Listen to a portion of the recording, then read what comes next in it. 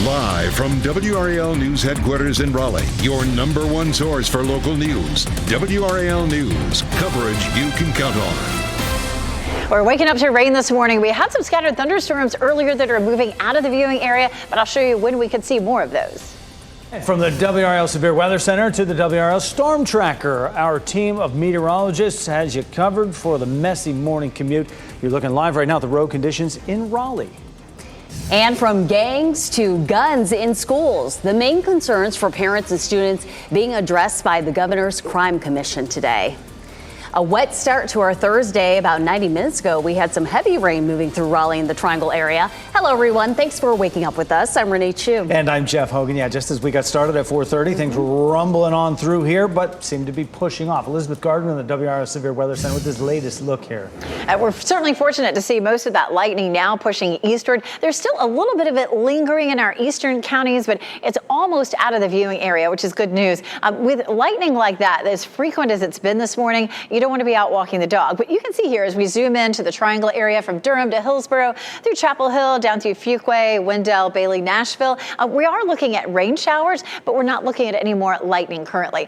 The last place we saw lightning was here across parts of Wayne and Wilson counties. We're still seeing some of that up in Edgecombe County. You can see how the lightning flashes linger a little bit behind the radar itself where the rain is. So most of that's moved out of the viewing area right now. Still dealing with rain. It's going to be a very messy commute for us this morning. We were already seeing some accidents out there, and some of the lightning last night may have sparked a house fire down in the southern part of Wake County. We'll be looking into that over the next hour or so. We take a look at this morning, still seeing a good bit of rain from the Triangle area northward. It starts to taper off a little bit late morning, but doesn't completely end. You can see at lunchtime a few scattered showers, and that continues 3 o'clock. We'll see 5 o'clock, 5 o'clock. The evening commute looks messy. It's just going to be a pretty wet day for us with showers on and off all day. And then we continue the pattern again for tomorrow as well. We take a look at Chapel Hill. It is wet out there, a little bit breezy too. This is what you're going to run into almost everywhere. Fayetteville and Clinton haven't seen very much rain yet today, but almost everybody else has. It's 59 degrees and the Triangle will start to climb on up into the 60s over the next couple of hours and then into the mid 70s this afternoon. So it is going to be a warm day, but we're not going to see sunshine and it's going to be a real mess. Tomorrow we're looking at our best chance of rain in the morning, and then we may see another round of some showers and possible thunderstorms during the evening. That's when we'd have the best chance of severe storms. You can see that level 1 risk for tomorrow from the Triangle area southward, and Chatham and Moore County are into that level 2 risk. We're going to walk through the timeline for Friday in just a couple of minutes. Michelle? Thanks, Elizabeth. Michelle McConaughey in for Brian Schrader this morning, dealing with some messy traffic conditions this morning. Right now, I'm tracking 2 crashes happening in our area. This is I-87 northbound near Hodge Road. This one popped up just about 45 minutes ago. You can see some yellow on the map there indicating some delays. I do have a live look from our live cam network. This is the view from I-87 at Hodge Road. Doesn't look too bad here. We actually have Anthony Baglione in the WRAL Storm Tracker. Anthony, you're at the scene of the crash. What does it look like from your viewpoint? Michelle, we do have a very good vantage point here, and I'm going to give you a live look of what we are seeing here in the WRAL Storm Tracker. And so at this point, the good news I can tell you is overall, the traffic is moving along fairly smoothly. There will be some fairly minor delays here just because they do have a short section here of the left lane blocked. So plan for a little bit of extra time as you're coming through this area. It appears that there's probably about 2 cars involved. They do have a fire truck assisting here, and we've seen several police cars out here. So just take it slow, be very careful. Roads are definitely wet. But the good news, like I said, is traffic at this point, it does appear to be moving along fairly smoothly. We'll continue to watch this closely here, this crash, and we'll send it back to you in the studio for now, though. That's exactly what we're seeing on the maps. Thank you so much, Anthony. Another crash we're also tracking, this one, I-40 westbound at US 70. You can see some red on the map here indicating some delays. So if you were in that area, just take it slow this morning. This is a live picture of that. We don't have a camera, but we do have this picture to show you. We're going to stay on top of this and see what comes of this crash, but again, causing some delays there on I-40 westbound. Overall, drive times in the area, we're seeing a couple of delays. Not too bad, though. The biggest delay we're seeing is 40 from Cleveland. That's going to take you about 2 minutes this morning. And here in the WRAL Live Center, we continue to monitor airport operations at RD International as this weather rolls through our area. And right now, the weather not having a major impact in RD International. This is good news for travelers, actually. Right now, we're only seeing 4 delays at RD International, no cancellations. And most specifically, a couple of Delta airline flights are delayed, a couple of JetBlue flights are delayed. So if you're on either of the airlines, make sure you check before you head out to the airport. Kids in gangs and crimes at schools. Today, the Governor's Crime Commission is working to address those top concerns for parents and state safety leaders. WRAL's Nia Harden is live at Moore Square Middle School in Raleigh to explain how they are tackling this growing problem. Nia? Yeah, Jeff, today the Governor's Crime Commission, they are going to be hearing from several criminal justice leaders who are going to work with them to address violence around students. This is video from the last meeting. Today, they'll get more information on gangs and an update on firearms used in domestic violence incidents. New data shows reportable criminal offenses, including those involving weapons at North Carolina public schools, rose last school year. The Department of Public Instruction reports it's 60% higher from 5 years ago. Caroline Farmer is the executive director of the Governor's Crime Commission and tells WRAL, quote, "These presentations will provide insight that helps our commissioners understand how to best allocate federal dollars and support organizations that are working to address gang violence in North Carolina." That meeting is going to be at 9 o'clock this morning. WRAL will have updates in our later newscast. Nia Harden, WRAL News, Raleigh. Today, a plan to overhaul how teachers get and keep their license in North Carolina could take a step forward. The State Board of Education is meeting at 10 to discuss new rules for teacher licensure. This has been in the works for years, and there's still some things missing from the plan, including how teachers would be assessed. That could be decided today. State lawmakers have the final say on the plan, however. The new program could launch as soon as this fall. 3, 2, 1, engines full power, and liftoff of Crew 6. Go Dragon, go Falcon. A crew of 4 astronauts is on its way to the International Space Station this morning after launching from Cape Canaveral overnight. That rocket took off from the Kennedy Space Center 12:35 this morning. The SpaceX crew is made up of 2 NASA astronauts, a Russian cosmonaut, and an astronaut from the United Arab Emirates. They'll spend 6 months on the ISS. They're expected to dock early tomorrow morning. The launch was originally scheduled for Monday, but was scrapped because of a clogged rocket filter. The executive director of Chatham County's Housing Authority will appear before a judge in Durham today. Joanne Johnson Davis faces charges for allegedly using her position to defraud the government for hundreds of thousands of dollars. Federal prosecutors say Davis awarded contracts to friends and family members in exchange for a cut of the money. Most of the work in the contracts was never completed. Davis is expected to appear for arraignment at 10 this morning in Durham. A Pennsylvania man will appear in court this morning. He's accused of trying to take a live explosive device on a flight in his checked baggage. Officials say 40-year-old Mark Muffley was heading to Florida from Lehigh Valley International Airport in Pennsylvania. An alarm went off during his TSA screening, so officers did a physical search of his bag, and that's when they found the device hidden in the lining of his luggage. The FBI says the explosive posed a significant risk to the aircraft and passengers. Muffley was arrested later after leaving the airport. Leaders in Durham will discuss the Bull City's financial status and economic priorities at its budget retreat today. The retreat runs from 8:30 a.m. to 4 p.m. at the Department of Water Management on Mist Lake Drive, and it will continue for the same hours on Friday. The event will be live streamed on the city's YouTube channel. This afternoon, leaders in Raleigh will unveil new signage after a name change at what was previously the Duke Energy Center for Performing Arts. The arts venue will now be known as the Martin Marietta Center for the Performing Arts. The center will honor the occasion with a special ceremony in its grand lobby this evening. A new weapons detection system is up and running inside a local school. WRAL was first to show you the new technology. Just ahead, where it is now installed. I'm in the parking lot, I don't know where, but I'm like in the bottom. Oh! And newly released 911 calls detail panic at Crabtree Valley Mall. Coming up at 6:30, one call from a man who accidentally shot himself. We had a band of thunderstorms move through the triangle about an hour and a half ago. That's still lingering in our eastern counties. I'll show you what to expect as you head out the door this morning. Listen to WRAL News Plus on your radio in Raleigh on 99.3 FM, in Durham 96.5 FM, and everywhere on 101.5 HD3.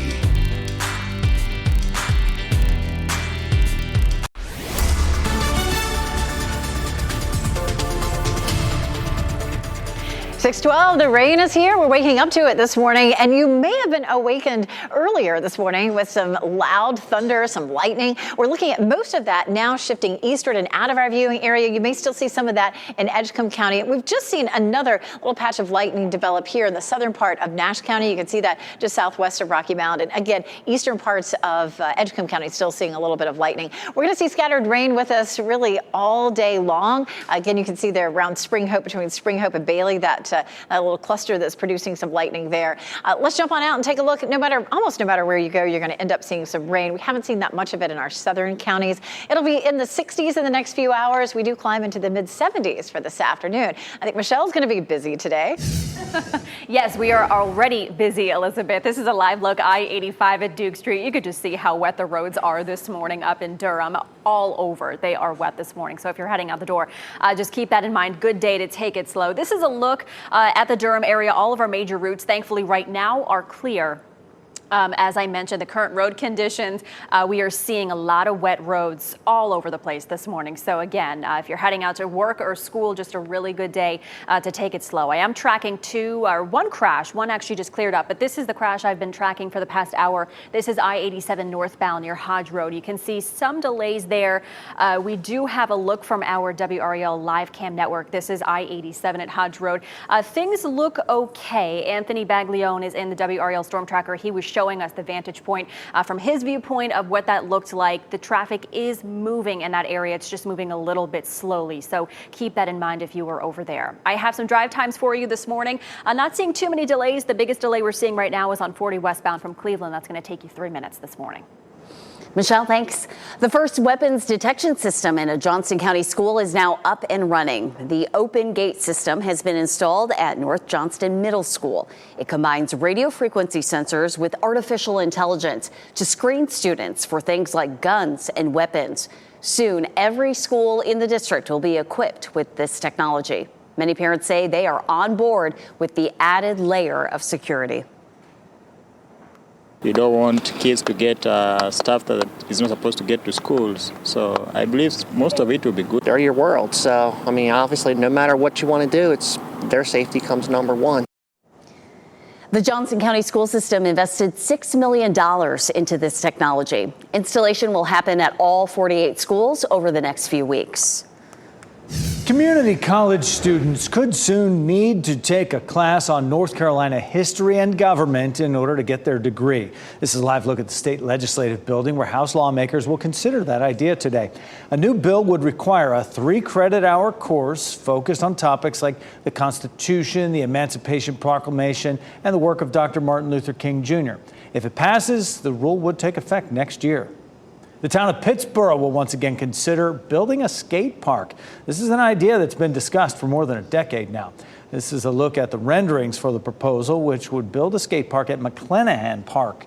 The idea was first discussed in 2012, but was abandoned back then. If approved, the town would still need to secure the funding for the project, which would likely be part of the 2024 budget. When discussed in the past, that design was estimated to cost roughly $400,000. Cumberland County leaders want to know what you think about the future of a landfill there. The Solid Waste Department is holding an open house tonight to gather input on the Ann Street landfill. Officials say that landfill will reach capacity within the next 7 years. They have a few ideas, including expanding the landfill. There's an open house. It'll be at the Social Services Building in Fayetteville from 4 to 7 p.m. Up-and-coming country artist Elvie Shane has been announced to headline this year's NC Freedom Fest in Goldsboro. This will be the 3rd year for the event, celebrating our military and first responders. The concert is scheduled for September 9th in downtown Goldsboro. It will be free to attend. Hundreds of attorneys are volunteering their time to give you free legal information tomorrow. WRAL and 5 on Your Side's Attorneys on Call will be tomorrow from 11 a.m. until 7 p.m. You may want to write this number down, 919-891-9779. And when the phone lines open tomorrow, you can call to connect to one of hundreds of volunteer lawyers. Thousands of people call in during this event every year, so organize your information now and plan to call WRAL's Attorney on Call tomorrow. Such a valuable and wonderful resource. 6:17 now, and we have a lot of rain moving across the viewing area right now. It came with lightning earlier in the morning, Elizabeth, but that's pushing off. That started around 4:30 this morning around the Triangle area, and you can see it now pushing eastward. Sometimes the actual strikes lag behind the cell that's producing it, but we still have some lightning in parts of the viewing area. It has definitely tapered off a good bit since earlier this morning. Let's zoom in some spots where we're still watching for some lightning. Namely, Edgecombe County, you can see from Pine Tops up toward Tarboro. We continue to have a little bit of lightning showing up there. And then also just a little farther to the west over here around Spring Hope, this little cell here is producing some lightning. So just be careful. If you can hear thunder, you are in danger of being struck by lightning. We've had a few reports of some house fires because of lightning strikes that we're working on finding out more information about. The other thing that we're potentially seeing with this system, you see the purple that pops up, especially over here near Rocky Mount in the southern part of Nash County. That's an indication of hail. We haven't had any reports of severe sized hail. Most likely this is going to be pea-sized hail. When hail reaches the size of a quarter, it's considered severe because it can do damage. We take a look at Rocky Mount Mills, and you can see it is very wet here. The rain continues to fall around Rocky Mount and a good chunk of the viewing area as well. We take a look here. Goldsboro is wet. It's still very wet in Apex, Chapel Hill, and in Durham. We haven't had as much rain in our southern counties, so around Fayetteville and Clinton, it hasn't been quite as wet. But that rain's headed your way. This whole front's going to sink southward along or ahead of this front in parts of Tennessee and the deep south. We did have some severe thunderstorm warnings and tornado warnings overnight last night, but those have all fizzled out. So here's a look at Futurecast right now. Notice as we get to 7 or 8 o'clock, we really start to see that rain tapering off. That's great news. But if you are headed out, it's still going to be wet pretty much the entire morning commute. This cold front sinks southward and brings just some scattered showers for us around midday. Once we get into the evening commute, we see it becoming a little bit more widespread as that front sinks southward. That front's going to lift northward for us again tomorrow and bring us another chance of some showers. But I'll tell you, the new runs of the computer models coming in show less rain for tomorrow than what we saw yesterday. Still some scattered showers, but a good bit of the day is looking fairly dry. Until we get to the evening, when a cold front sweeps through, that'll bring us a better chance for some showers and scattered thunderstorms. A lot of severe storms potentially today down across parts of the deep south. There's a level 4 risk for parts of Texas and the deep south west of the Mississippi Valley. For us tomorrow, we have a level 1 risk for some of our central and western and southern counties. And then for just a little bit of Chatham and Moore County, it's a level 2 risk for tomorrow. How much rain will we see between today and tomorrow? It's probably going to average somewhere between a half an inch and an inch of rain, so a significant amount. And our temperatures stay mild, 74 today, 70 tomorrow. The weekend looks nice. We'll see sunshine. Temperatures will be in the mid to upper 60s, and it stays warm into next week. Michelle? Thanks, Elizabeth. Another look at the roads this morning. This is I-40 at Fayetteville Road. Not too busy this morning. A couple cars on the road, but you can tell the roads are definitely wet this morning. That is true for our entire viewing area this morning. I am tracking a vehicle fire. This is happening on New Hope Church Road. This is not causing any delays. This just popped up, so I'm going to stay on top of that and see what comes of that. A crash that I'm still monitoring is this one. It's I-87 northbound at Hodge Road. Anthony Baglione was showing us what that looked like. Looks like we have a little bit of yellow on the map indicating a couple of delays, couple of slowdowns, but the traffic is moving in that area, which is some good news this morning. Roads looking good up in Durham. All of our major routes there are good. If you need some drive times, I've got them for you. Right now, the only delay we're seeing is on from NC 50 to 98. That's going to take you just about 1 minute this morning. And we're following breaking news from overnight. A Johnston County house was struck by lightning, caught on fire, and now crews are there keeping an eye on the hot spots. Because he lies convincingly and easily, and he can do it at the drop of the hat. And you've heard testimony about that. He's been doing it to all the people who trust him for years. And the murder trial of Alec Murdaugh is nearing jury deliberations. What we can expect to see in court this morning from the defense. Coming up on Today, one drug maker's slashed prices for insulin and the effect it may have on other drugs. And here's a look at the winning lottery numbers.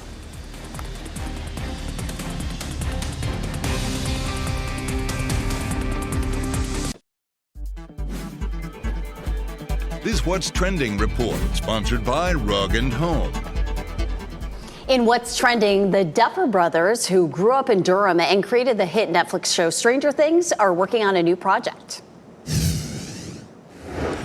Hey, it's the Duffer Brothers. We're here with Kay Tree Fry. We're so excited to see you all later this year in the West End for the first Shadow. Yeah, Stranger Things First Shadow is a new play based on the Netflix show. It'll take the stage this year in London. The play is a prequel about Joyce Byers and Jim Hopper. And Stranger Things got so strange as it went on. Maybe the prequel, maybe this play will just, bring it back to a little less strange. Well, now we'll get some insight into how things got strange with the prequel, but it's such a great franchise that and a great fan base for it. They want to keep it going. Why not spin it off? We have a Spitgate update. Yes, remember Spitgate? All right, for the first time, Chris Pine is now addressing the controversy. So there was this interview that was published yesterday in Esquire, and he defended Harry Styles, saying, for a fact, Styles did not spit on him at the Venice Film Festival. You may remember Spitgate went viral online back in September when the actors attended a screening of their movie, Don't Worry, Darling. And Pine does admit when he sees this, okay, I guess it sort of looked like Harry was spitting on me, but all he said something to him like, it's just words, man. And they have this inside joke together about when they do press things. It's like, it's just words, man. So that's all Harry said to Chris Pine. Because Pine is, and he just freezes for a moment, and you think, what just happened there? But right. Nothing, apparently. So it's settled now. Spitgate is finally settled. Prom season is approaching, and a local organization wants to make sure every high school student can have a dress for the occasion. Say Yes to the Prom Dress offers a free prom dress to any high schooler who wants one. The event is scheduled for April 1st at St. John's AMC in Raleigh. Right now, organizers are asking for dress donations. You can learn more about the program on WRAL.com. Scattered showers for us this morning as a very wet commute, and in some spots still some lingering thunder and lightning. I'll show you what to expect when you head out the door. And we are seeing those showers and storms out there causing some issues on the roads. We'll have a live report here from the WRAL Storm Tracker on the road conditions and any traffic we're seeing right now, plus crashes coming up. Happening today, the Governor's Crime Commission will be meeting. Coming up, we'll tell you what they'll be discussing that involves students.